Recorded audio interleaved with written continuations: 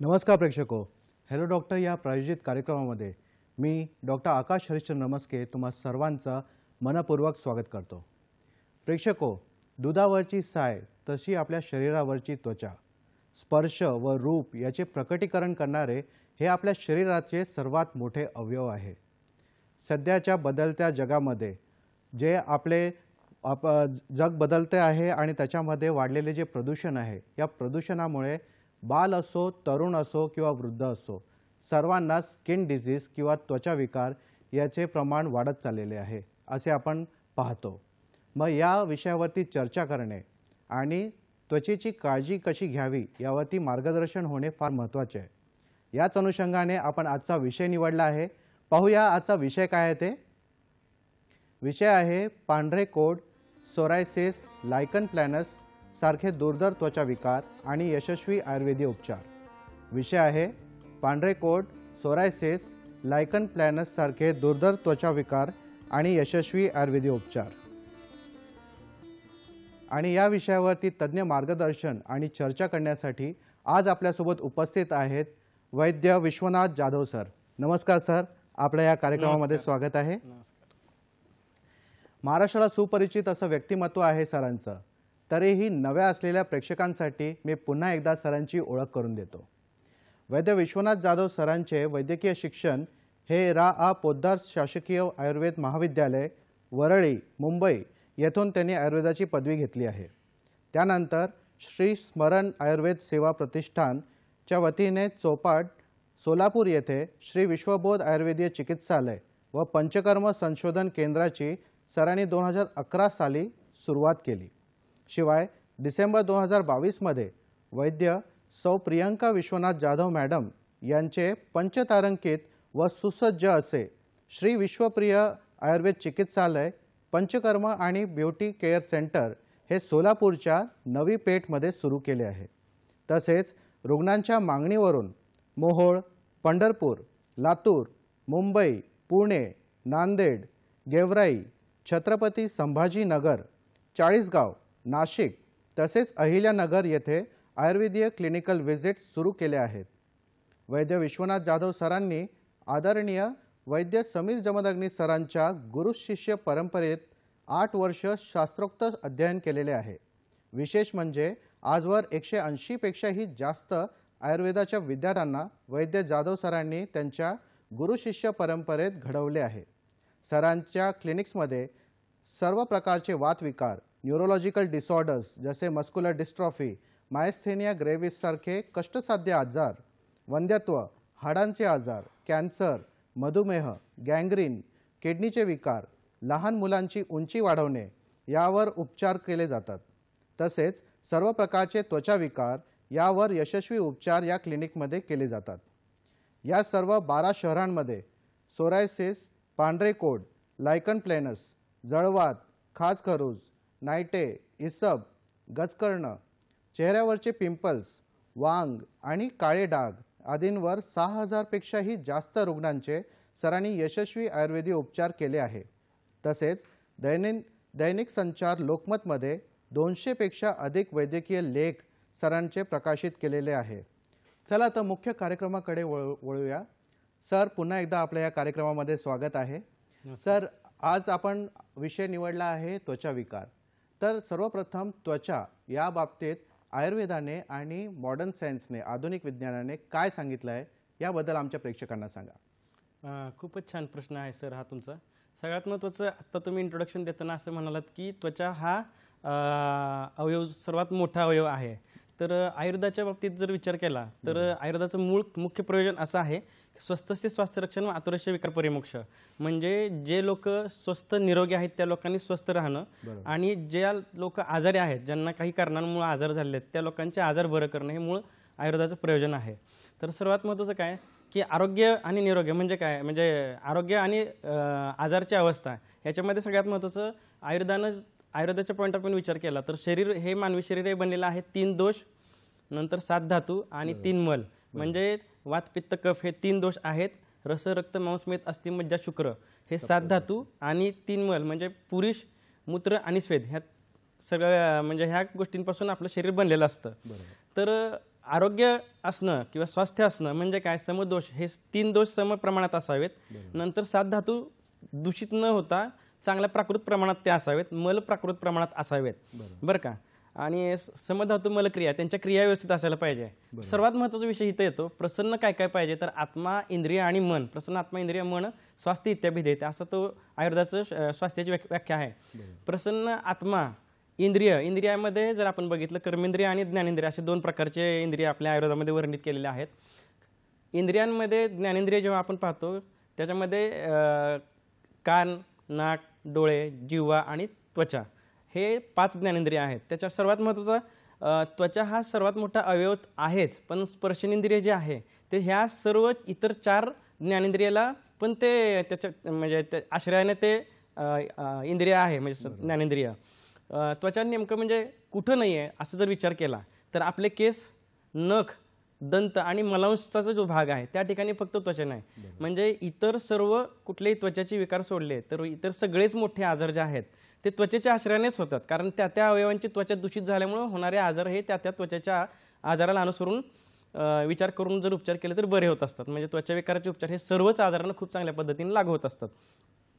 महत्त्वाचं म्हणजे काय, आता त्वचा म्हणजे काय, आधुनिक वैद्यकशास्त्रानुसार जर बघितलं तर गर्भिणी अवस्थेमध्ये बाळ जेव्हा बनत असतं तेव्हा आता सरांनी सांगितलं की दुधाची साय म्हणजे दूध जसं उकळल्यानंतर हळूहळू साय वरवर येत जाते तसं त्वचा पण तयार होत असते. तेव्हा आधुनिक वैद्यकशास्त्र असं म्हणतं की एंडोडर्म, मिसोडर्म आणि एक्टोडर्म ह्या 3 लेयर्सपासून त्वचा बनते. किंवा मग एक्टोडर्ममध्ये बाहेरचा भाग हा त्वचेचा असतो आणि मग त्या लेयर्सपासून वेगवेगळे अवयव बनत असतात. आयुर्वेदाच्या पॉईंट ऑफ व्ह्यूने जेव्हा विचार केला जातो तेव्हा त्वचा ही 7 लेयर्समध्ये बनत असते. म्हणजे गर्भिणी अवस्थेत बाळ जेव्हा बनतं तेव्हा मग पहिले आपण एकमेकांना जे बघतो ती वरची असते आभा, त्याला अवभासिनी, नंतर त्याच्या आतमध्ये लोहिता, श्वेता, ताम्रा, वेदिनी, रोमिनी आणि मांसधरा कला अशा प्रकारे त्वचेचं वर्णन आयुर्वेदामध्ये केलेलं आहे. हे लेयर्स जे आहेत त्वचेमध्ये ते आज सांगणं एवढं गरजेचं आहे लोकांना माहीत होणं. कारण पांढरं कोड नेमकं कुठं होतं, सोरायसिस नेमका कुठं होतो, लायकेन प्लॅनस म्हणजे काय, ह्यांच्या व्याख्या जेव्हा आपण बघणार आहोत आणि त्यांचं जीवनशैलीशी जेव्हा संबंध येतोय म्हणजे कुठल्या कारणांमुळे आजार कसा आणि कुणीकडे चॅनलाइज होतो किंवा मग त्याचं इग्निशन फॅक्टर जो आहे तो झाल्यानंतर तो आजार कुठल्या दिशेने जाणार आहे. म्हणजे कारणं कदाचित कधी कधी सारखीच असतात पण वेगवेगळ्या स्वभावानुसार, प्रकृतीनुसार, खाण्यापिण्याच्या स्टाईल, जीवनशैली किंवा इतर आजाराच्या कॉम्बिनेशन्समुळं पाहिलं तर ते त्वचेचे आजार वेगवेगळ्या पद्धतीने होत असतात. तेव्हा ह्या गोष्टी आपण जेव्हा आयुर्वेदाच्या पॉईंट ऑफ व्ह्यूने बघत असतो तेव्हा मग आजाराचे हेतू, कारणं, उपचार, त्याची लक्षणं आणि पंचकर्म, विरोधी अन्न खाणंपिणं टाळणं ह्या गोष्टीचा विचार करून तो आजार पुन्हा अपुनर्भव म्हणजे परत रिकरन्स होऊ नये म्हणून आयुर्वेदाचा विचार केला तर ते प्रयोजन आहे आयुर्वेदाचं स्वास्थ्य मिळवून देणं. तर ह्या पद्धतीनं त्वचेचा विचार आपल्या आयुर्वेदामध्ये केलेला आहे. फारच अप्रतिम अशी माहिती दिली तुम्ही सर. त्वचा आयुर्वेदानुसार कशी आहे आणि मॉडर्ननुसार आपण काय विचार करतो याबद्दल सांगितलं. सर तुम्ही चर्चा करत असताना पांढरे कोड याबद्दल बोलले. तर पांढरे कोड हे जनसामान्यामध्ये एक बहुचर्चित असा विषय आहे. तर मग अशा या विषयाबद्दल जरा आम्हाला सविस्तर सांगा की त्याचे कारणं काय, लक्षणे कोणकोणती आहे. सर्वात महत्त्वाचं पांढरं कोड हा आजार जो आहे या आजारामध्ये कुष्ठ या व्याख्येमध्ये हा आजार येतो. कुष्णती उपैती कुष्ठम म्हणजे त्वचेचा प्राकृत वर्ण जाऊन इतर विकृत वर्ण निर्माण होणं. बरं का. आता मी ज्या तुम्हाला 7 लेयर्स सांगितल्या त्या लेयर्समध्ये जेव्हा आपण आजाराची कारणं, जेव्हा मी आता तुम्हाला सांगेन की आजाराची कारणं काय असतात तर त्या कारणांनी दूषित झालेली ती श्वेता नावाची जी लेयर असते त्वचा, 3री आणि 4थी तांबरा नावाची लेयर जर पुढच्या ह्या 2 आणि खालच्या 6-5 लेअरमध्ये जर अतिक्रमण करत असेल तर व्हिटिलिगो नावाचा आजार होतो. त्याच्यामध्ये गुलाबी रंगाचं कोड निर्माण होतं आणि श्वेता नावाची लेअर जर वर खाली होत असेल तर मग त्यामध्ये पांढऱ्या कोडाची उत्पत्ती होत असते. महत्त्वाचं काय की हे आजार आता जनसामान्यामध्ये बघितलं तर वरती छोटंसं एवढासा डाग आहे आणि मला एवढंसं छोटा डाग आहे आणि पांढरा कोड आहे असं रुग्णाच्या पॉईंट ऑफ व्ह्यूने असतं. पण जेव्हा डॉक्टर वैद्य स्वतः बघत असतो तेव्हा आतून बाहेर आणि बाहेरून आत ह्या 7 लेयरची नाडी परीक्षण करून जेव्हा आपण परीक्षण करतो तेव्हा जाणवतं की रुग्णाच्या शरीरात आतमध्ये किती हा आजार पसरलेला आहे हे पाहणं गरजेचं असतं. महत्त्वाचं काय, जेव्हा हिमनग समुद्रात बघतो आपण त्याचा 10% पसारा वरती असतो पण तो हिमनग 10% वर दिसण्यासाठी त्याचा 90% भाग हा समुद्राच्या खालच्या भागात असावा लागतो. तेव्हा पांढरा कोड, सोरायसिस सारखे जेव्हा लायकेन प्लॅनस सारखे जे आजार असतात हे आजारांचा विचार करताना फक्त बाह्य एखादा टिकला आहे किंवा एखादा डाग आहे आणि मग तेवढाच माझा कित्येक वेळा पेशंट असे म्हणतात की माझा एवढाच डाग खूप वर्षापासून आहे, पण तसं नसतं. त्याची पाळंमुळं आतमध्ये खूप खोलवर रुजलेली असतात, तेव्हा ते आतून बाहेर काढणं आणि बाहेरून आत जाणं ह्या पद्धतीने विचार केला तर पांढरकोटचा आजार पूर्ण बरा होत असतो बरं का. त्याची कारणं काय ते मी तुम्हाला नक्कीच सांगेन आता. बरोबर. तर आता तुम्ही हे जे याचे कारणे जे आहेत, आपण याचे लक्षणं आपण पाहतोच आहे, तर आपण याच्या कारणाबद्दल आणि याच्यामध्ये जे आयुर्वेदीय चिकित्सा आहे या चिकित्सेबद्दल पण सांगा. याच्यात काय पंचकर्म वापरू शकतो का? हां, सगळ्यात महत्त्वाचं सर, तुम्ही खूप चांगला प्रश्न विचारला. यामध्ये आजाराची लक्षणं जर पांढऱ्या कोडाची बघितली बरं. तर बघा ऑनसेट कसा होतो ह्याच्यावर पण खूप महत्त्वाचं असतं. काही वेळेला एखादी उदबत्ती पोळणं किंवा काय एखादा डाग निर्माण होणं किंवा पोटात कृमी झालेल्या आहेत, जंत आहेत लहान मुलांना, तर ते जंत निर्माण होऊन चेहऱ्यावरती त्याचे डाग निर्माण होणं आणि हळूहळू त्याचं रूपांतरित जर आजाराकडे लक्ष न देता ट्रीटमेंट न घेता जर अंगावरच दुखणी काढली तर त्याचं हळूहळू स्वरूप वाढून पांढऱ्या डागामध्ये ते कन्वर्ट होत असतं. मी आता जसं सांगितलं तुम्हाला की लेयर्स कुठल्या इन्व्हॉल्व असतात. तर सर्वात महत्त्वाचं काय, कारणं जर बघितले हेतू, तर त्यामध्ये विरुद्धान्न खाणं हा पहिला हेतू आहे आणि जवळचा हेतू म्हणजे आयुर्वेद असं वर्णन करत असतं की जवळचा हेतू आणि लांबचा हेतू म्हणजे दूरची कारणं आणि जवळची कारणं कुठली. तर विरुद्धान्न खाणं हा खूप जवळचा हेतू आहे आणि लांबचा हेतू जर बघितला तर दैव किंवा दुर्दैव, दुर्दैवाने पण हा आजार होत असतो बरं का. तर पापकर्म आहेत किंवा इतर वाईट गोष्टींमुळे सुद्धा काही आजार होत असतात. त्याच्यामध्ये पांढऱ्या कोडाचं वर्णन आयुर्वेदाने केलेलं आहे. मुळात दुर्दैवाने होणारे 4 आजार, त्याच्यामध्ये मसुरिका, कुष्ठरोग, हाडाशी संबंधित ज्वर, त्याला आपण ब्लड कॅन्सरची कोरिलेट करू शकतो, आणि प्रमेह नावाचा जो आजार आहे मधुमेह, तो पण दुर्दैवाने होऊ शकतो आजार. बरं, कारणं जर बघायला गेलो आपण ह्या आजारामध्ये, तर विरोधी अन्न खाणं. विरोधान्न म्हणजे काय, तर त्यामध्ये जेव्हा विरोधी गुणांचे अन्नपदार्थ एकत्रित खाल्ले जातात आणि ते शरीरात गेल्यानंतर पचन काळामध्ये किंवा पचल्यानंतर त्याचा मलांश बाहेर पडेपर्यंत जे वाईट परिणाम शरीरावर होतात त्याचा अभ्यास आयुर्वेदाने केला आहे. अशा गोष्टींना विरोधी अन्न म्हटलं जातं. उदाहरणार्थ शीत आणि उष्ण गुण आहेत ते एकत्रित अन्नपदार्थ खाणं. याच्यामध्ये अन्नपदार्थांची जर विचार केला तर जवळपास 300 ते 400 असे कॉम्बिनेशन्स आहेत जे आयुर्वेदाने एकत्रित खायला नाही सांगितलेत. उदाहरणार्थ चहा चपाती, म्हणजे चहातलं दूध आणि चपातीमधलं मीठ एकत्र आले की शरीरामध्ये त्याची भांडणं होणार आहेत आणि शरीरावरती विकृत डागांची उत्पत्ती होणार आहे. मग ते सोरायसिस किंवा पांढरेकोड हे कुठल्याही स्वरूपात होऊ शकतं. मग चहा चपाती आहे, ताक भात किंवा दूध भात आहे, आणि आपलं तूप आणि मध समप्रमाणात घेणं, अशा गोष्टी विरोधी अन्नात येतात. सर्वात महत्त्वाचं काय, दूध आणि मुळं, दूध आणि फळं आणि दूध आणि पालेभाज्या ह्या गोष्टी एकत्रित खायला नाही पाहिजे. उदाहरणार्थ मुळांचा विचार केला तर मुळा आहे, बीट आहे, गाजर आहे किंवा कांदा, लसूण, आरवी किंवा मग ते सुरणचा कंद असो किंवा मग अगदीच साबुदाण्याचा कंद ह्याच्यामध्ये येतो. तर ह्या गोष्टी एकत्रित वारंवार सातत्याने खाण्यात येत असतील तर मग मात्र पांढरकोड होण्याची शक्यता असते. पालेभाज्यांसोबत दूध नाहीच खायला पाहिजे बिलकुल. पनीर करताना आपण किंवा पालेभाज्या करताना किंवा पनीरमध्ये आपण पनीरसारखा जर पदार्थ आपण खात असो नॉनव्हेज सोबत वगैरे किंवा ते खूप मोठ्या ह्याच्यामध्ये विरोधी अन्न असतं. हां, पालेभाज्यामध्ये दूध नाही खायला पाहिजे. आणि सगळ्यात महत्त्वाचं काय, ज्यावेळेस मुलांना फळांसोबत दूध दिलं जातं, म्हणजे केळं आणि केळाचं शिकरण किंवा मँगो मिल्कशेक किंवा मग फळं आणि दूध हे एकत्र कॉम्बिनेशन्स मध्ये फळं आणि दूध एकत्र वापरणं नाही पाहिजे. विरोधी अन्न खाताना आयुर्वेदामध्ये असं उदाहरण दिलेलं आहे, चिलचिम जातीचा मासा जर तुम्ही सरसो म्हणजे मोहरी त्याला तळून खाल्ला तर तो सद्य प्राणहर आहे, म्हणजे लगेच जीव जातो. किंवा तांबूल आम्ही फणसासोबत खाल्लं तर कोकणात मध्ये त्याच्यामध्ये दंडालसक नावाचा आजार होतो, म्हणजे मलाची प्रवृत्ती पण तुंबून जाते आणि तुम्ही तो वमन करून पण तो भाग बाहेर काढू शकत नाही, एवढी वाईट परिस्थिती होतं. एवढं विरोधी अन्नाचं वर्णन आयुर्वेदामध्ये केलेलं आहे. मग चिकित्सामध्ये काय सांगितलंय सर, आयुर्वेदानुसार चिकित्सा कशी करावी याच्यामध्ये? खूप चांगला प्रश्न आहे सर. सगळ्यात महत्त्वाचं काय, जेव्हा आपण चिकित्सेचा विचार करतो, समजा एखादा पेशंट आला आणि मला बरं व्हायचं आहे, तर पहिली पायरी ही असावी निदान परिवर्जन, म्हणजे आपल्या आजाराची जी कारणं घडत आहेत त्या कारणांचा परित्याग व्हायला पाहिजे. मग ते आपल्या वैद्यांकडे जेव्हा रुग्ण जातात तेव्हा नाडी परीक्षण होते, प्रकृती परीक्षण होतं, मग त्याचं स्वभाव काय आहे, खाण्यापिण्याची लाईफस्टाईल काय आहे, ह्या सगळ्या गोष्टी बघून मग त्या म्हणजे आयुर्वेदामध्ये प्रत्येक रुग्ण हा वेगळा असतो असं विचार आहे. चिकित्सा करताना निदान परिवर्जन म्हणजे मी आता जे तुम्हाला विरोधी अन्न खाण्याचे प्रकार सांगितलेले आहेत, म्हणजे अगदीच आजकाल स्ट्रीट फूडमध्ये मेयोनीज म्हणा, बटर म्हणा किंवा बऱ्याच गोष्टी अशा आहेत की त्या नवीन इंट्रोड्यूस झाल्या आणि त्याचे वाईट परिणाम काय होतात हे आपल्याला 4-5 पिढ्यांनंतर कळणार. बरोबर. तर चिकित्सा करताना निदान परिवर्जन होणं खूप गरजेचं आहे, बरोबर. पहिली गोष्ट. नंतर आजाराची लक्षणं कशी कमी करता येतील हे बघणं गरजेचं असतं. बरोबर. मग आजार प्रतिनिक औषध त्यासाठी दिली जातात. जेव्हा पांढऱ्या कोडाचा रुग्ण आमच्याकडे येतो तेव्हा ठराविक औषधं त्या रुग्णाला दिली जातात. पांढऱ्या कोडाच्या उपचारामध्ये बावची नावाचं जे औषध आहे ते वापरलं जातं बरं का. ते म्हणजे अविभाज्य घटक आहे तो. बाकी इतर जवळपास 38 औषधांचे कॉम्बिनेशन्स आपण वेगवेगळ्या प्रकारे वापरतो. काढे, नंतर चूर्ण, नंतर गुटीवटी, नंतर विरेचनाची औषधं, नित्य विरेचनाची औषधं, आसवारिष्ट आणि सुवर्णकल्प, रसकल्प आपण योग्य पद्धतीने सिद्ध औषधे आपण वापरत असतो. नंतर सगळ्यात महत्त्वाचं काय की आता मी एक वनस्पती आणलेली आहे ही बरं का. ही आहे काकदुंबर नावाची वनस्पती आहे ही. याला मलपुरस श्वितरारी असं म्हटलं जातं. आपलं उंबराचं जे झाड असतं त्याचं हे त्याच फॅमिलीमधलं हे एक त्याच कुळातली ही वनस्पती आहे काकदुंबर मलपुरस. ही आपण जर वापरली वेगवेगळ्या स्वरूपात तर पांढरं कोड खूप चांगल्या पद्धतीने बरं व्हायला लागतं. बरं, उपचारामध्ये सगळ्यात मोठी स्टेज काय, व्याधी प्रतिनिक औषध जेव्हा आपण वापरतो त्यानंतर चिकित्सेमध्ये जेव्हा पंचकर्माचा वापर केला जातो मग लोकांना असा प्रश्न पडतो की नेमकं पंचकर्म म्हणजे काय.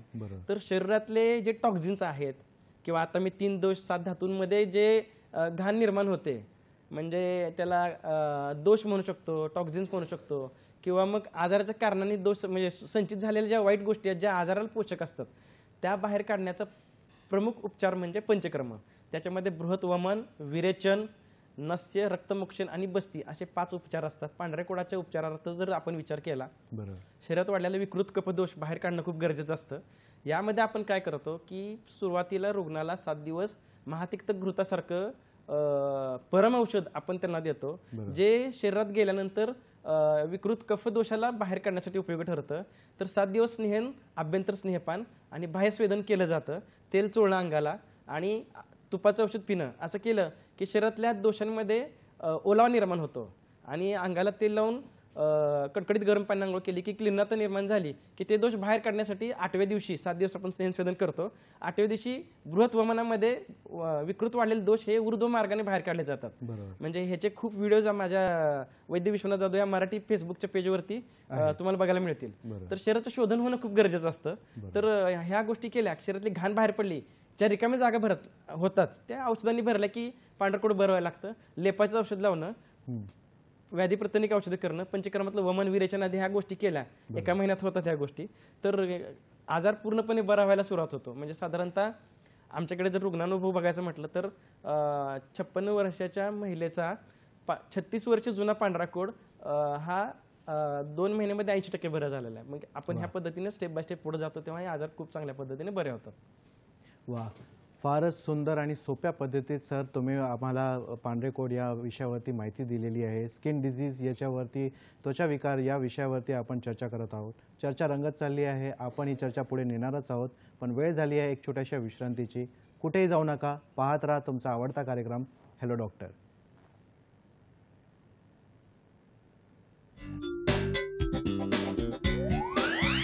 पांढरे कोड, सोरायसिस, लायकेन, प्लॅनस सारखे दुर्धर त्वचा विकार आणि यशस्वी आयुर्वेदीय उपचार. शाखा सोलापूर, मोहोळ, पंढरपूर, मुंबई, पुणे, पनवेल, लातूर, बीड, गेवराई, छत्रपती संभाजीनगर, चाळीसगाव, नाशिक, अहिल्यानगर. पत्ता श्री विश्वबोध, श्री विश्वप्रिया आयुर्वेदीय चिकित्सालय व पंचकर्म केंद्र, नवी पेठ, सोलापूर. संपर्क 99 67 83 62 53 78 90 09 0077 आणि 80 55 08 06 84. पांढरे कोड, सोरायसिस, लायकेन, प्लॅनस सारखे दुर्धर त्वचा विकार आणि यशस्वी आयुर्वेदीय उपचार. शाखा सोलापूर, मोहोळ, पंढरपूर, मुंबई, पुणे, पनवेल, लातूर, बीड, गेवराई, छत्रपती संभाजीनगर, चाळीसगाव, नाशिक, अहिल्यानगर. पत्ता श्री विश्वबोध, श्री विश्वप्रिया आयुर्वेदीय चिकित्सालय व पंचकर्म केंद्र, नवी पेठ, सोलापूर. संपर्क 99 67 83 62 53 78 90 09 0077 आणि 8055080684. पांढरे कोड, सोरायसिस, लायकेन, प्लॅनस सारखे दुर्धर त्वचा विकार आणि यशस्वी आयुर्वेदीय उपचार. शाखा सोलापूर, मोहोळ, पंढरपूर, मुंबई, पुणे, पनवेल, लातूर, बीड, गेवराई, छत्रपती संभाजीनगर, चाळीसगाव, नाशिक, अहिल्यानगर. पत्ता श्री विश्वबोध, श्री विश्वप्रिया आयुर्वेदीय चिकित्सालय व पंचकर्म केंद्र, नवी पेठ, सोलापूर. संपर्क 99676353 आणि 8055080684. ब्रेकनंतर तुमचं पुन्हा स्वागत आहे. आपण आज चर्चा करत आहोत त्वचा विकार या विषयावरती. सरांसोबत आपण चर्चा करत असताना पांढरे कोड या विषयावरती सविस्तर माहिती जाणून घेतलेली आहे. सर आपले रुग्णानुभव सांगत होते, आपण त्यांच्याबद्दल सविस्तर अजून माहिती करून घेऊया. सर तुमचे रुग्णानुभव जरा आम्हाला सांगा. हां, सर्वात महत्त्वाचं काय, पांढरे कोडाचे जेव्हा रुग्ण येतात, अगदी लहान मुलं 3 वर्ष 9 महिन्याच्या एका बाळाचं पांढरा डाग आहेत, जे आईच्या अंगावरचं दूध पितं. पण मी जसं सांगितलं, दुर्दैवाने होणारा आजार आहे हा. बरोबर. मग त्याच्यामध्ये ते एक कारण असू शकतं. तेव्हा लहान मुलांपासून 3.5 वर्षांच्या मुलांपासून अगदी 70 ते 80 वर्षापर्यंतच्या रुग्णांना आपण उपचार दिलेले आहेत. तर सर्वात महत्त्वाचं काय, जेव्हा उपचार देतो तेव्हा रुग्ण हा भिषेकवश रुग्णाचा ऐकणार, म्हणजे वैद्याचा ऐकणारा असावा. असे खूप पेशंट येतात आमच्याकडे, ज्याच्यामध्ये आम्ही वमन, विरेचन अशा गोष्टी केल्या की ते खूप चांगले डाग बरे होतात. सर्वात महत्त्वाचं काय, माझ्याकडे बरेच असे रुग्ण येतात. एक पेशंट माझ्याकडे यवतमाळवरून आला होता. त्याच्यामध्ये पांढऱ्या डागाची जेव्हा आपण बघितली लक्षणं, आपण असं प्रेस करून बघितलं की आतून पांढरी आणि गुलाबी लेअर दिसायची. तर त्याच्यामध्ये लेपाची औषध देणं आणि पंचकर्मातलं वमन विरेचन जेव्हा करून बघितलं आपण, म्हणजे तर आता कमरेवरती डाग होते, पोटावरती डाग होते, तर हे डाग पूर्ण गायब झाले त्याच्यामध्ये. आणि ते स्किन मॅच झाले त्या, म्हणजे आपण कारचं जसं कलर मॅच करतो तसं अगदी फिनिशिंग, एवढं छान आयुर्वेदामध्ये रिझल्ट आहेत. तर सगळ्यात महत्त्वाचं काय, आधी थोडे डाग यायला लागतात. म्हणजे आधुनिक वैद्यकशास्त्राचा विचार केला तर मेलॅनोसाइट्स सिक्रेट होतात आणि मग हळूहळू ते डाग पांढरे जे आहेत ते हळूहळू भरायला लागतात. अगदीच पेनलेस बर्निंग ऑफ स्किन हे होत असतं. त्याच्यामध्ये रुग्णाला खाजवणं न होतं किंवा काही वेळेला होऊ शकतं, पण ते डाग येणं आणि हळूहळू ते व्हॅनिश होणं असं होत जातं. एवढे छान उपचार असतात. तर त्याच्यामध्ये सर्वात महत्त्वाचं काय, जेव्हा रुग्ण विचारतात सर मी बरा झालोय किंवा बरा होतोय किंवा माझ्या अंगावरती डाग आता काळे डाग यायला लागलेले आहेत, मग रुग्णांमध्ये तो एक उत्साह असतो किंवा त्यांना एक बरं वाटत असतं. पण त्यावेळेस रुग्ण जेव्हा विचारतात की सर मला पुढे जाऊन रिकरन्स नाही ना होणार, तर यामध्ये काय होतं माहिती का, जर तुम्ही पथ्य पाळणार असाल, निदान परिवर्जन करून विरोधांना टाळणार असाल आणि पंचकर्माचे उपचार घेऊन व्यवस्थित उपचार घेणार असाल, बरं का, फिनिशिंग झाल्यानंतर आपण अपुनर्भव म्हणजे परत रिकरन्स होऊ नये म्हणून परत आपण बृहत वमन विरेचन हे पंचकर्म करत असतो. साधारणतः 3 ते 4 वर्षानंतर परत ह्या गोष्टी म्हणजे पंचकर्माच्या वमन विरेचनाचं केल्या तर हा आजार परत कधीच होत नाही. एवढे छान रिझल्ट्स आयुर्वेदमध्ये आहेत. म्हणजे कसं आहे की हे टर्म्स अँड कंडिशन्स अप्लाय असं ज्या परिस्थिती असतात ह्या स्वरूपात असतं. तुम्ही खाणंपिणं जर टाळलं विरोधांना आणि पथ्य पाळणं व्यवस्थित केलं तर वमन विरेचनाच्या वापरामुळे शरीराचं शोधन करत राहिलं तर हे आजार पूर्णपणे बरे होत असतात. वा, फार सुंदर. आपल्याला प्रेक्षक आपल्याला स्क्रीनवरती व्हिडिओ दिसत असेल. सरांचे रुग्णानुभव जे आहे ते आपल्याला या व्हिडिओद्वारे कळत आहेत की कसे कसे रुग्ण होते आणि त्याच्यावरती सरांनी किती यशस्वी चिकित्सा केलेली आहे. सर आपण ही जी चिकित्सा आपण करतोय तर याच्यामध्ये दरवेळी आपण पाहतो की एखादा मोठा आजार असेल तर त्याच्यामध्ये जनसामान्यामध्ये काही समज किंवा गैरसमज असतात, तर अशा या आजारामध्ये आहेत का काही? हो, कसं आहे की बघा कधी कधी असं होतं की रुग्णाची मानसिकता अशी असते, बऱ्याच ठिकाणी प्रयत्न करून सुद्धा त्या डागामध्ये फरक न पडता तो आजार म्हणजे असा रुग्ण नाही आहे की काहीच न करता आजार झालाय आणि काहीच न करता आपोआप दुरुस्त झालाय. असे रुग्ण शक्यतो नसतात, कारण त्यांना आजाराची कारणं कुठली आहेत ह्याचं ज्ञान पाहिजे किंवा मग असा ह्या ज्या गोष्टी आहेत हे बघणं गरजेचं असतं. आयुर्वेदानुसार जर तुम्ही उपचार घेतले तर हा आजार पूर्णपणे बरा होऊ शकतो. त्यामुळं कित्येक वेळेला मला असं विचारतात की आता एखाद्या घरी लग्न जमवायचं आहे आणि त्याच्या घरात कुणाला तरी इतरांना आहे, तेव्हा मग विचारलं जातं की आजींना आहे म्हणून आम्ही त्या मुलाला मुलगी देऊ का, किंवा अशा गोष्टी असतात. तर हे गैरसमज जे आहे ना, खरं तर पांढरं कोडाच्या बाबतीत मला वैयक्तिकरित्या विचारलं, माझा खूप आवडता आजार, सुस्वभावी आहे हा आजार. तो कुठल्याही प्रकारचे इतर कॉम्प्लिकेशन निर्माण करत नाही. ह्याच्यामध्ये फक्त वर्णाचं पांढरा रंग निर्माण झाला असतो त्वचेचं वर्ण. बाकी ह्या आजाराने मेजर कॉम्प्लिकेशन्स होऊन अगदी कुणी कुठलाही रुग्ण मरत नाही खरं सांगायचं म्हणजे.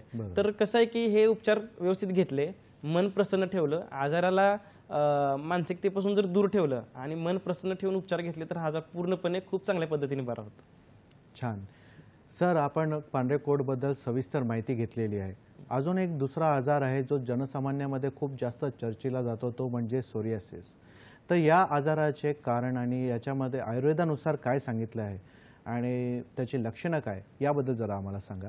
हां, सगळ्यात महत्त्वाचं काय, सोरायसिस हा आजार आता अशी परिस्थिती आहे की बऱ्याच लोकांमध्ये हा आजार आढळतो. म्हणजे आता मी जी तुम्हाला आजाराची कारणं सांगेल त्यामध्ये विरुद्ध अन्न आहे बरं का, म्हणजे मानसिक ताणतणाव, चिडचिडेपणा, झोपेचा अभाव, ह्या गोष्टींचा जर त्याच्यामध्ये अजून समावेश होत असेल तर सोरायसिस सारखे आजाराची लक्षणं उत्पन्न होतात. ह्या आजारामध्ये ज्या लेअर सांगितलेल्या आहेत तुम्हाला आत्ता मी, तर त्या लेअर्समध्ये दोष निर्माण होऊन कोंडा निर्माण होणं, खाज सुटणं, पित्त होणं, दाह होणं, जळजळणं, त्या ठिकाणी लसिका स्त्रवणं किंवा मग रक्त बाहेर येणं बरं का, अशी लक्षणं असतात.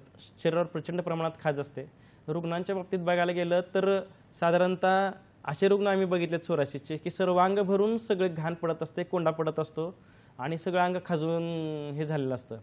तर ह्याच्यामध्ये हा आजार होताना पुढचे मेजर कॉम्प्लिकेशन जर बघितले तर सोरायटिक ऑर्थोपॅथी म्हणजे हा आजार आतमध्ये हाडांपर्यंत जात असतो.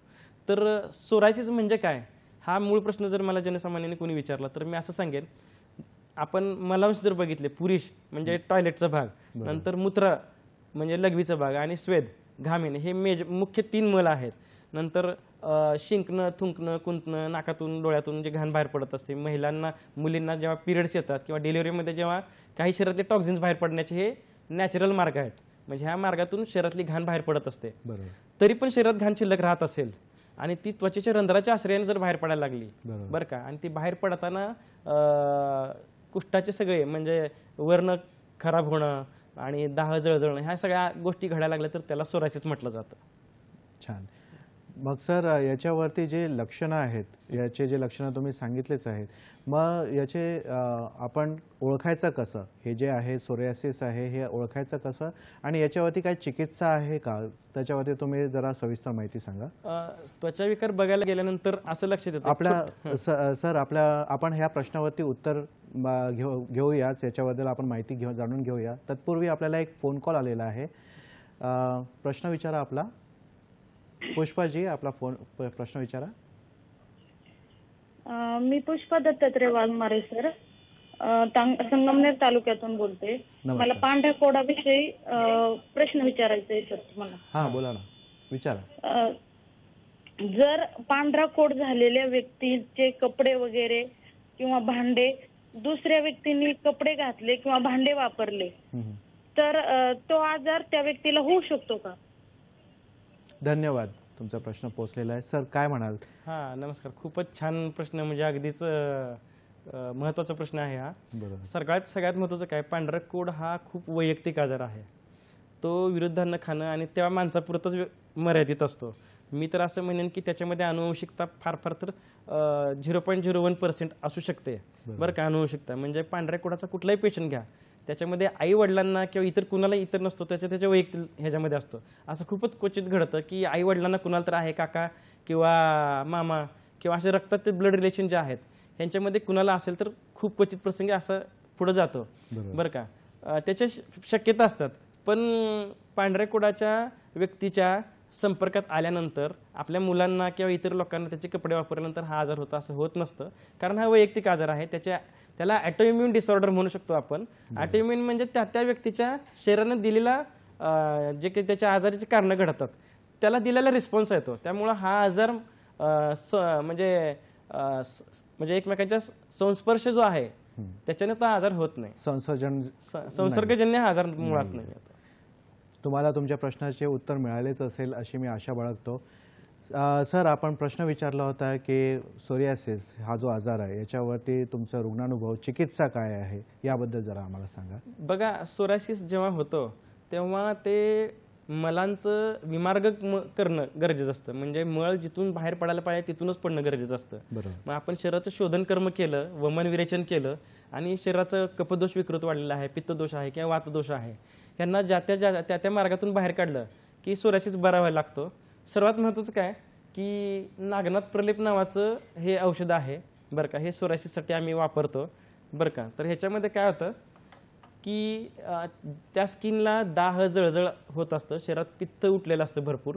तर शरीरातलं पित्त कमी करणं, मग त्यासाठी आपण उपचारामध्ये आजार प्रतिनिक औषध देतो आपण. म्हणजे सोरायसिसला कमी करणाऱ्या औषधांचा आपण अभ्यासपूर्वक एक सेट तयार केलेला असतो. म्हणजे आजारानुसार आपण त्या प्रत्येक पेशंटनुसार आपण देत असतो. आजार प्रतिनिक औषध दिली, नंतर आजाराची कारणं टाळणं, खाणंपिणं पथ्य सांभाळणं असं केलं की सोरायसिस बरा व्हायला लागतो. त्यामध्ये मल प्राकृतिक दिशेने निघायला लागला तर नागनाथ प्रलेप हे लावलं की त्या ठिकाणी सुदिंग होणं, नंतर तिथलं जळजळ दाह कमी होणं, अशा गोष्टी व्हायला लागल्या की सोरायसिससारखा आजार पण हळूहळू कमी होत असतो. तर कसं आहे की लक्षणानुसार चिकित्सा करावी लागते. कधी कधी सोरायसिसच्या आजारामध्ये लसिका स्रवत असते, मग त्या ठिकाणी स्निग्धता किंवा कोरडेपणा, वृक्षता ह्या सगळ्या गोष्टींचा विचार करून ती लसिका कशी कमी करता येईल. मग तिथं पू झाला आहे का किंवा रक्तस्राव आहे का, मग तिथं जखमा आहेत का किंवा कृमींची उत्पत्ती होऊन म्हणजे रिंगवर्म सारखे काही लक्षणं आहेत का, ह्या गोष्टी बघणं गरजेचं असतं. ह्या गोष्टींचेही उपचार केले की मग हळूहळू सोरायसिस पूर्णपणे बरा होतो. वमन विरेचन केल्यानंतर पथ्य पाळले की साधारणतः 3 ते 4 महिन्यामध्ये सोरायसिसची लक्षणं पूर्ण बरी झालेली आहेत. वा, अप्रतिम माहिती दिली सर तुम्ही. सोरियासिस कसं ट्रीट करू शकतो याबद्दल. पण मी असं ऐकलंय की सर सोरियासिस हे एक चिवट आणि दुर्धर असा आजार आहे आणि याचा पुनरुद्भव होणे म्हणजे शक्य आहे. तर अशासाठी आपण काय करायला पाहिजे? खरंच खूप छान प्रश्न सर तुमचा. सगळ्यात महत्त्वाचं काय, जेव्हा सोरायसिसचा पेशंट येतो तो बऱ्याच ठिकाणी फिरून आलेला असतो, नंतर मानसिकता खूप खराब झालेली असते. कित्येक रुग्ण असे असतात ते 7-7, 8-8 महिने अगदी 1 मिनिट पण त्यांनी चांगली झोप, हेल्दी झोप घेतलेली नसते आणि आजार हा वाढत असतो. खूप वेगवेगळ्या प्रकारचे उपचार त्यांनी घेतलेले असतात. तर कसं आहे की आपलं खाणंपिणं जे आहे त्याच्यामध्ये मी जर असं म्हणेन की दही खाणं, नंतर शिळं अन्न खाणं, नंतर विरुद्धान्नातले कॉम्बिनेशन्स न खाता जर तुम्ही उपचार घेतले तर ते आजार खूप बरे होतात. महत्त्वाचं काय की हिरवी मिरची, शिमला मिरची सारखे जे तिखट पदार्थ आहेत ते कमी करणं, लोणची पापडं कमी करणं खाणं, ह्या महत्त्वाच्या गोष्टी आहेत. कित्येक लोकांना कॉम्बिनेशनमध्ये नॉनव्हेज खायचं असतं, म्हणजे फिश आणि मटन म्हणा किंवा ब्रॉयलर चिकन हे एकत्रित खाल्लं जातं किंवा मग त्यासोबत कॉम्बिनेशनमध्ये अल्कोहोल आणि नॉनव्हेज एकत्र होणं, अशा गोष्टींमुळे ह्या गोष्टी ट्रिगर होऊ शकत असतात.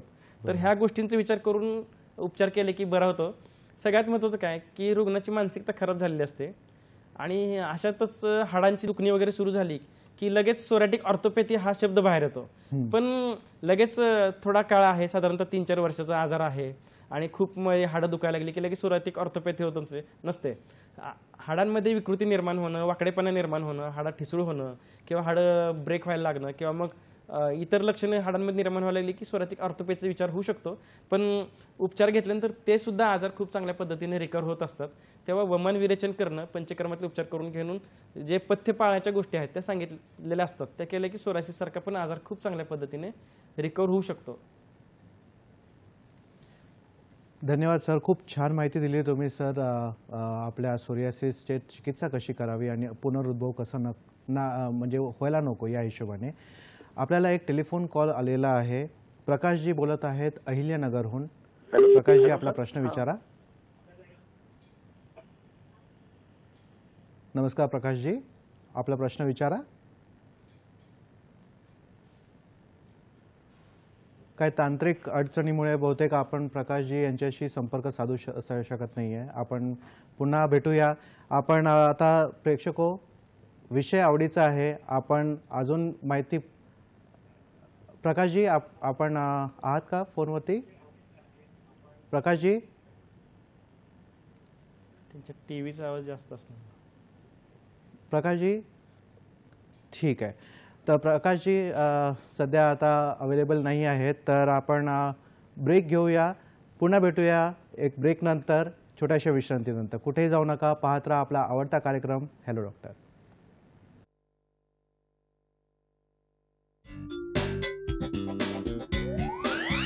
पांढरे कोड, सोरायसिस, लायकेन, प्लॅनस सारखे दुर्धर त्वचा विकार आणि यशस्वी आयुर्वेदीय उपचार. शाखा सोलापूर, मोहोळ, पंढरपूर, मुंबई, पुणे, पनवेल, लातूर, बीड, गेवराई, छत्रपती संभाजीनगर, चाळीसगाव, नाशिक, अहिल्यानगर. पत्ता श्री विश्वबोध श्री विश्वप्रिया आयुर्वेदीय चिकित्सालय व पंचकर्म केंद्र, नवी पेठ, सोलापूर. संपर्क 996783 6253 7890 0077 आणि 805508 0684. पांढरे कोड, सोरायसिस, लायकेन, प्लॅनस सारखे दुर्धर त्वचा विकार आणि यशस्वी आयुर्वेदीय उपचार. शाखा सोलापूर, मोहोळ, पंढरपूर, मुंबई, पुणे, पनवेल, लातूर, बीड, गेवराई, छत्रपती संभाजीनगर, चाळीसगाव, नाशिक, अहिल्यानगर. पत्ता श्री विश्वबोध श्री विश्वप्रिया आयुर्वेदीय चिकित्सालय व पंचकर्म केंद्र, नवी पेठ, सोलापूर. संपर्क 996783 6253 7890 0077 आणि 805508 0684. थांब सोरायसिस पण विचारनंतर. ब्रेक नंतर तुमचं पुन्हा स्वागत आहे. आपण सोरियासिस या विषयावरती चर्चा करत होतो. सरांकडून आपण माहिती जाणून घेतलेली आहे. आपल्याला सोरियासिसचा रुग्णानुभव जो आहे तो आपण जाणून घेऊया. आणि सर, याच्यामध्ये काही गैरसमज असतील तर तेही सांगा. हां, सर्वात महत्त्वाचं काय, जेव्हा रुग्ण सोरायसिसचे येतात आमच्याकडे तेव्हा ते इतर बऱ्याच ठिकाणी उपचार घेऊन आलेले असतात. बरोबर. माझ्याकडे कर्नाटकमध्ये लच्चान म्हणून एक गाव आहे विजापूरमध्ये, तिथून एक मुलगी आली होती. तिच्या अंगावरती सगळीकडे सोरायसिसची लक्षणं होती. म्हणजे अगदी ओढणीने असं ते शरीर हात झाकलेले असायचे आणि फक्त चेहऱ्यावरती नसं सगळं शरीर भरलेलं असायचं. त्याच्यामध्ये जेव्हा नाडी परीक्षण करण्यासाठी आम्ही स्पर्श केला तेव्हा तिच्या वडिलांना वाटलं होतं की डॉक्टर स्पर्श करतील की नाही, इतकी वाईट परिस्थिती होती. बरोबर. मग पंचकर्मातलं वमन विरेचन करणं, नंतर तिला आम्ही एक वेगळा उपचार दिला होता. म्हणजे त्याच्यामध्ये अगद स्नान, म्हणजे टिपाड मोठं घेऊन त्याच्यामध्ये औषधसिद्ध दही, दूध आणि करंज, कडुनिंब बरं का, किंवा तुळशीची पानं असा रस करून त्याच्यामध्ये बसायला लावलं होतं. तर शरीराचं सुदिंग होणं खूप गरजेचं होतं. बरोबर. म्हणजे जवळ तब्बल 12 वर्षांचा सोरायसिसचा आजार हा 8 महिन्यामध्ये पूर्णपणे बरा झाला, रिकवर झाला. हां. आता सोरायसिस जेव्हा आपण बघतो तेव्हा पाम सोरायसिस म्हणजे हाताला चिरा पडणं, पायांना चिरा पडणं, शक्यतो ग्रामीण भागात हा आजार आढळतो. त्यामध्ये जिबल्या म्हणा, त्याला चिखल्या म्हणा किंवा जळवात. हां, तर सर आपण ब्रेक घेऊया थोडासा. आणि आपल्याला या चर्चेच्या वळणावरती एक टेलिफोन कॉल आलेला आहे. दत्तात्रय कदम बोलत आहेत यवतमाळहून. दत्तात्रयजी, आपला प्रश्न विचारा. सर, मला एक प्रश्न विचारायचा होता की उन्हाळ्यामध्ये तळहात आणि तळपायाला खूप घाम येतो. हो. याचं रूपांतर पुढे सोरायसिस मध्ये होईल का? नाही, ही शक्यता आहे का? नाही, कसं असतं, आणि हा त्वचारोग आहे का? नाही, कसं आहे, धन्यवाद. सांगा सर. शरीरामध्ये पित्त, उष्णता किंवा मग मेद जास्त असेल तर श्वेद उत्पत्ती होत असते बरं का. तुमच्या खाण्यापिण्यामध्ये जसे काही बदल सांगितले तर हा आजार पूर्णपणे, म्हणजे हे लक्षण, आजार नाही म्हणता येणार ह्याला, हे लक्षण पूर्णपणे कमी होऊन जाऊ शकतं बरं का. तर तुम्ही जो प्रश्न विचारला त्याच्यामध्ये ह्या आजाराचं कॉम्प्लिकेशन पुढे जाऊन मोठ्या म्हणजे सोरायसिसमध्ये नाही होत बरं. आणि जळवात किंवा मी आत्ता जे सांगतोय पाम सोरायसिस ह्याच्यामध्ये पण हे होत नसतं. खाणंपिणं, पथ्य सांभाळणं, योग्य उपचार घेणं बरं का, आणि ही शारीरिक लक्षणं हळूहळू कमी होणं गरजेचे असतात. उन्हाळ्यामध्ये आणि प्रोफेशनल काही लँडमार्कमुळे हा आजार ही लक्षणं दिसू शकतात, पण ह्याचं मोठ्या कॉम्प्लिकेशनमध्ये होत नाही का. सर, मग तुम्ही रुग्णानुभवासह आपल्या समाजामध्ये काही गैरसमज आहे त्याबद्दल सांगत होतात, ते आम्हाला सांगा. हां, पाम सोरायसिस जेव्हा आपण बघतो म्हणजे हाताला जिबल्या होणं, चिखल्या होणं किंवा त्याचा चिरा पडून हातापायांना रक्त येतं किंवा पेशंट चालू शकत नाहीत. अगदीच आमच्याकडे नाशिक जिल्ह्यामध्ये काही लहान मुलं ग्रामीण भागातली येत होती उपचारांसाठी. त्यांच्या पायांना चिरा पडणं आणि टाचा पूर्ण फुटून जाणं, चालायला त्रास होणं किंवा खूप ताण पडला तर त्या ठिकाणी ब्लिडिंग होणं अशी लक्षणं दिसायची. तर नागनाथ प्रलेप नावाचा जो आपला हा लेप आहे, आपण त्या ठिकाणी कैला जीवनमध्ये मिक्स करून गाईच्या तुपातून लावायला देत होतं. तर अगदीच ते ज्या टाचेच्या पायाच्या जळवाताचे जी लक्षणं आहेत, पाम सोरायसिस ज्याला म्हटलं जातं, तर ते आजार पूर्ण बरा होतो. ह्या आजारामध्ये पोट साफ होणं खूप गरजेचं असतं. शरीरातली उष्णता, रक्तातली उष्णता, पित्त कमी झालं आणि आजाराची कारणं वजा केली आणि उपचार घेतले, लेप लावला, तर हा आजार पूर्णपणे बरा होऊ शकतो, पाम सोरायसिस सारखा आजार. छान, फारच अप्रतिम अशी माहिती दिली आहे सर तुम्ही सोरियासिसबद्दल. सर, आपण अजून एक विषय पाहतो की लायकन प्लॅनस नावाचा एक आजार आहे जो त्वचा विकार आहे. याबद्दल जरा आम्हाला सांगा. त्याचे लक्षणं काय आणि त्याची कारणे कोणकोणती आहे? हां, लायकेन प्लॅनस हा शब्द जनसामान्यामध्ये इतका माहीत नसतो, पण तो आजार असतो. म्हणजे ह्याला लायकेन प्लॅनस म्हणतात, ह्यालाच लायकेन प्लॅनस म्हणतात हे बऱ्याच जणांना माहीत नसतं. लायकेन प्लॅनस म्हणजे काय की हाताचे जे भाग आहेत म्हणजे कोपऱ्यापासून पुढचे फोरआर्म किंवा पायाचा गुडघ्यापासून खालचा भाग या ठिकाणी काळे चट्टे निर्माण होणं, त्यामध्ये उच्छेद म्हणजे मोठे मोठे डाग किंवा फोड आल्यासारखं रचना असते त्याच्यामध्ये. त्याला खूप खाज असते, कोंडा असतो आणि डार्क काळ्या रंगाचे स्पॉट्स डॉट्स असतात खूप मोठे. तो आजार पसरत जातो. आणि मुख्य कारण काय आहे आजाराचं, मी आता जे विरुद्धान्नाची कारणं सांगितली तुम्हाला, तर ती सगळी विरुद्धान्न खाणं आणि मानसिक ताणतणाव ज्यांना आहे, म्हणजे लहान मुलांमध्ये कधी कधी भविष्याची खूप चिंता असते आणि घरच्या परिस्थितीनुसार फ्युचर मॅनेजमेंट होण्याची शक्यता कमी असते, अशा विचारांची जी मुलं असतात त्यांच्यामध्ये ही लक्षणं खूप दिसतात. खाज सुटायला लागते हळूहळू आणि ते डॉट्स वाढायला लागतात. घोट्यावरती एखादा डॉट येतो आणि गुडघ्यापर्यंत ते पसरत जातं. डार्क डॉट असतात. तर लायकेन प्लॅनसमध्ये ही लक्षणं असतात. तर हे ग्रस प्रलेप नावाचं आपलं औषध आहे हे, बरं का. आजार प्रत्यनिक औषधं दिल्यानंतर आणि लेपाचं औषध वापरल्यानंतर वमन विरेचन केल्यानंतर हे लक्षणं खूप कमी होतात. माझ्याकडे पनवेलहून एक वयस्कर आजोबा यायचे. लायकेन प्लॅनस मधली खाज इतकी असायची की अक्षरशः रात्री 10 ते 1 वाजेपर्यंत ते फक्त खाजवत बसायचे आणि त्याच्यानंतर पण त्यांना झोप लागायची नाही. पण ती खाज ही 1 महिन्यात कमी झाली वमन विरेचनाच्या उपचारानंतर. म्हणजे शरीरातले टॉक्झिन्स बाहेर काढून टाकणं किती महत्त्वाचं असतं हे अशा रुग्णानुभवावरून लक्षात येतं. तर खूप छान रिझल्ट असतात, बरं का. तर सर्वात महत्त्वाचं काय म्हणजे वैद्याकडे जेव्हा रुग्ण येतो तेव्हा म्हणजे तुला काय झालेलं नाही आणि तू 100% बरा होणार असं सांगितल्यानंतर रुग्ण बरा व्हायला लागतोच. पण कधी कधी जनसामान्यांना पण माहीत असायला पाहिजे की लायकेन प्लॅनस सारखा आजार, दुर्धर आजार जर अनयुज्युअल साईट्सवर झाला, म्हणजे पोटावरती म्हणा किंवा मग इतर ठिकाणी म्हणजे संडास जागेला वगैरे हा आजार झाला तर तो प्री कॅन्सरच असू शकतो असं आधुनिक वैद्यकशास्त्र म्हणतं. तर सगळ्यात महत्त्वाचं काय की आजार छोटाच आहे, नवीन आहे आणि मग योग्य पद्धतीने उपचार घेणं खूप गरजेचं असतं. लायकेन प्लॅनस सारखा आजार सुद्धा ह्या उपचाराने खूप चांगल्या पद्धतीने बरा होऊ शकत असतो. सर, लायकन प्लॅनस सारखंच आपण वेगवेगळे स्किन डिझीज पाहतो, जसे की पिंपल्स असतील किंवा मुरमा असतील किंवा सुरमा असतील. याबद्दल जरा आम्हाला सांगा की याची लक्षणं कोणकोणती आहेत, त्याची कारणे काय आहेत? बघा, सुरमा हा खरं तर एक म्हणजे आपल्या आयुर्वेदातला वैद्यकीय शब्द नाही आहे, पण शरीरावरती फिकट असं पांढरट डाग असतो आणि त्याच्यावरती थोडंसं कोंडा बाहेर पडत असतो. त्याला लेपाचे औषध लावले की तो आजार बरा होतो. वांग जो आहे तो खरं तर महिला किंवा पुरुषांचा बऱ्याच वेळा महिलांमध्ये आढळतो. तर वांगामध्ये काय चेहऱ्यावरती वांग निर्माण होणं, नाकावरती ब्लॅक मेलॅझ्मा असं त्याला म्हटलं जातं, ब्लॅकिश डिस्कलरेशन होणं. तर तो मुळात काय होतो, चेहरा हा आयुर्वेदाने जर आयुर्वेदाचा विचार केला तर शुक्राचा अवयव म्हणून वर्णन केलेलं आहे. मग स्त्रियांमध्ये पाळीचं ब्लिडिंग कमी होणं किंवा अवेळी पाळी जाणं किंवा खूप आधी पाळी जाणं, रक्तात उष्णता वाढणं, पोट साफ न होणं आणि मानसिक ताणतणाव, चिडचिडेपणा ह्या गोष्टी एकत्रित आल्या की रक्त दूषित होऊन चेहऱ्याच्या आश्रयाने काळे डाग पडायला लागतात. पुरुषांमध्ये ही अशीच कारणं असतात, पण मानसिक ताणतणाव ज्यांना खूप आहे, स्ट्रेस, अँझायटी, डिप्रेशन, अशा लोकांमध्ये वांगाची लक्षणं दिसत असतात. तर फेसपॅक किंवा चेहऱ्याचे प्रलेप आपण जे बनवलेले आहेत त्याच्यामध्ये काकडीचा रस, नंतर दुधाची साय आणि ह्या कॉम्बिनेशन्समधून जर आपण चेहऱ्यावरती लेप दिले, पोट साफ व्हायची औषधी घेतली, रक्तातली उष्णता कमी केली, आजाराची कारणं वजा केली, ह्या गोष्टी करत गेलं की वांगाचे सुद्धा खूप चांगले रिझल्ट आहेत. वांगाचं जर वर्णन बघितलं आयुर्वेदामध्ये तर एका ठराविक लेयर्सपर्यंत म्हणजे 3ऱ्या-4थ्या लेयरच्या पलीकडे जर वांग जात असेल तर तो दुष्चिकित्से होतो. म्हणून मन प्रसन्न ज्या लोकांचं आहे तर त्या लोकांचं वांग लवकर बरा होतो. जे लोक स्ट्रेस, टेन्शन, अँझायटी मधून बाहेर पडणार आहेत आणि योग्य पद्धतीने उपचार घेऊन केले तर वांगाचा आजार सुद्धा खूप चांगल्या पद्धतीने रिकव्हर होत असतो. पिंपल्समध्ये जर बघितलं तर त्याला तारुण्य पिटिका नावाचं आजार म्हणून आयुर्वेदामध्ये वर्णन आहे.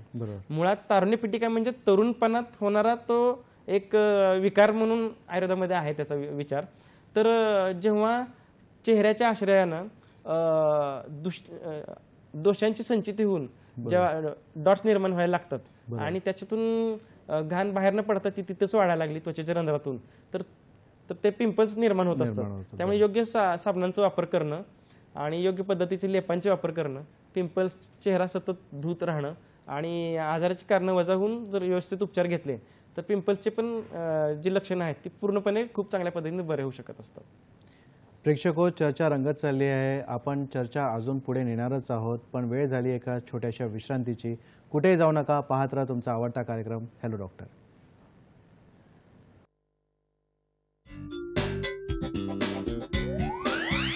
पांढरे कोड, सोरायसिस, लायकेन, प्लॅनस सारखे दुर्धर त्वचा विकार आणि यशस्वी आयुर्वेदीय उपचार. शाखा सोलापूर, मोहोळ, पंढरपूर, मुंबई, पुणे, पनवेल, लातूर, बीड, गेवराई, छत्रपती संभाजीनगर, चाळीसगाव, नाशिक, अहिल्यानगर. पत्ता श्री विश्वबोध श्री विश्वप्रिया आयुर्वेदीय चिकित्सालय व पंचकर्म केंद्र, नवी पेठ, सोलापूर. संपर्क 996783 6253 78 90 09 0077 आणि 80 55 08 0684. पांढरे कोड, सोरायसिस, लायकेन, प्लॅनस सारखे दुर्धर त्वचा विकार आणि यशस्वी आयुर्वेदीय उपचार. शाखा सोलापूर, मोहोळ, पंढरपूर, मुंबई, पुणे, पनवेल, लातूर, बीड, गेवराई, छत्रपती संभाजीनगर, चाळीसगाव, नाशिक, अहिल्यानगर. पत्ता श्री विश्वबोध श्री विश्वप्रिया आयुर्वेदीय चिकित्सालय व पंचकर्म केंद्र, नवी पेठ, सोलापूर. संपर्क 996783 6253 78 90 09 0077 आणि 80 55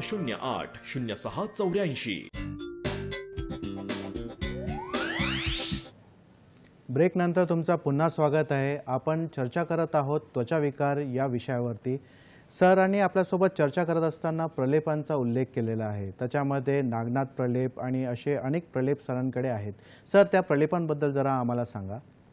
खूप महत्त्वाची गोष्ट आहे खरं तर, ही खरंच सांगण्यासारखी. पांढरे डाग जेव्हा होतात तेव्हा आपण चिंतामणी प्रलेप वापरतो. खरं तर चिंतामणी हे गणपतीचं नाव आहे, थेऊरचं चिंतामणी म्हणून आहे. तर सगळ्यात महत्त्वाचं काय, ह्याची आख्यायिका अशी आहे की रुक्मांगद नावाचा राजकुमार जेव्हा जंगलातून फिरत शिकार करायला गेला होता तेव्हा त्याला एका आश्रमात तहान लागल्यामुळे जावं लागलं. तर तिथल्या ऋषी पत्नीने चुकीची डिमांड त्याला केल्यामुळं त्याला ती डिमांड पूर्ण करता आली किंवा त्याच्या आचरणात ते नव्हतं. तर तेव्हा त्याने सांगितलं तिला की माझी तहान, तो त्याने तिथलं पाणी पिलेलं असतं. तर ती त्याला म्हणते की तू माझी तहान भागल्याशिवाय तुला ह्या कॅम्पसच्या बाहेर जाता येणार नाही. तेव्हा तो त्याला म्हणते की माझं आचरण त्या चंद्राच्या पांढऱ्या प्रकाशासारखं शीतल आणि असं आहे. तर ती त्याला शाप देते की तुला तसेच पांढरे डाग तुझ्या शरीरावर पडतील. तो जेव्हा आश्रम सोडून बाहेर जातो तेव्हा त्याच्या शरीरावरती पांढरे डाग निर्माण होतात. तो आपल्या पांढऱ्या कोडाचा पृथ्वीवरचा पहिला पेशंट बरं का. हा चिंतामणी प्रलेप आहे. बरोबर. तर सगळ्यात महत्त्वाचं काय, नारद मुनी प्रकट झाले. त्यांना म्हणाले की तू दुसऱ्याच्या चुकीमुळं तू काय भोगतो, तू ऐकलास तर बरं झालं असतं. तर तो रुक्मांगद नारद मुनींना म्हणाला की तुम्ही प्रकट झालात माझ्यासाठी, हेच माझ्या आचरणाचं निवारण आहे. आता तुम्हीच मला मार्ग दाखवा. तेव्हा त्यांनी सांगितलं चिंतामणी स्वरूप गणपतीची आराधना कर आणि त्या ठिकाणी तुझं निवारण होईल. तेव्हा म्हणून आम्ही ह्या लेपाला चिंतामणी प्रलेप नाव दिलेलं आहे. सोरायसिस मध्ये आमच्या मोहोळ गावची आख्यायिका आहे. जेव्हा हेग्रस हा शिष्य गावी म्हणजे पुढे चालत होता आणि नागनाथ महाराज म्हणजे शंकराचा अवतार आहे ते त्याच्या मागे चालत होतं. तर त्याच्यामुळं जेव्हा ते गावी आले तेव्हा हेग्रस हे म्हणजे नागनाथ महाराज जेव्हा गावी आले आमच्या मोहोळच्या ठिकाणी तेव्हा त्यांच्या अंगावर सगळे असे त्वचेचे आजार होते. पण गुरुनी शिष्याची परीक्षा घेण्यासाठी खरं तर हे रचलेलं हे होतं. तर हेग्रसांनी त्यांना ओळखलं आणि मग ते सोरायसिस साठी नागनाथ प्रलेप त्या आख्यायिकेवरून आपण वापरतो. बरोबर. आणि हेग्रस प्रलेप परत त्यांचं नाव देऊन आपण लायकेन प्लॅनसवरती वापरतो. फारच छान. सर, सरते शेवटी तुम्ही काय संदेश द्याल आमच्या प्रेक्षकांना, संक्षेपमध्ये सांगा. सगळ्यात महत्त्वाचं काय, त्वचा विकार हे मुळात होतातच बरे होण्यासाठी, फक्त त्याच्यासाठी योग्य उपचार घेणं गरजेचं आहे आणि तुम्ही पथ्य पाळणं गरजेचं असतं. शरीरात खरं तर स्वस्थस्य स्वास्थ्य रक्षणम असं म्हटलेलं आयुर्वेदाचं प्रयोजन. म्हणजे ज्यांना काही स्वास्थ्य टिकून ठेवायचं आहे अशा लोकांनी जर वमन विरेचनादी शरीराचे शोधन कर्म करत राहिलात म्हणजे अगदी 3-4 वर्षातून 1-2 वर्षातून किंवा, तर तुमचं शरीर चांगलं राहणार आहे. आणि वमन विरेचनाचे उपचार केल्यानंतर शरीराचे आजार पूर्ण बरे होत असतात. त्यामुळे त्वचेचा आजार कुठलाही बरा होणार नाही किंवा तो कॉम्प्लिकेशन मध्ये जाईल असं न होता तो आजार पूर्णपणे बरा होत असतो. तर व्यवस्थित उपचार घेणं गरजेचं आहे, पथ्य पाळणं गरजेचं आहे. रिकरन्स हा होत नाही. खूप चांगले रिझल्ट आयुर्वेदामध्ये आहेत. सर, फार सुंदर माहिती दिली तुम्ही आम्हाला. आज आपण इथे आलात, आमच्या प्रेक्षकांच्या प्रश्नांची उत्तरे दिली, त्यांचे मोलाचे मार्गदर्शन केले. या सर्वांसाठी मी सह्याद्री वाहिनीतर्फे आणि प्रेक्षकांतर्फे तुमचे आभार मानतो. धन्यवाद सर. प्रेक्षको, तुम्हाला आजचा कार्यक्रम कसा वाटला हे आम्हाला नक्की कळवा आमच्या सोशल मीडियावरती, जे आहे hellodoctor2026@gmail.com. आम्ही यूट्यूब, ट्विटर म्हणजे एक्स आणि फेसबुकवरती सुद्धा उपस्थित आहोत. तर वेळ झाली आहे तुमची रजा घेण्याची. पुन्हा भेटूया एका नव्या विषयासह तुमच्या आवडत्या कार्यक्रमामध्ये, ज्याचं नाव आहे हेलो डॉक्टर. तोपर्यंत स्वस्थ राहा, मस्त राहा, हसत राहा. धन्यवाद. नमस्कार.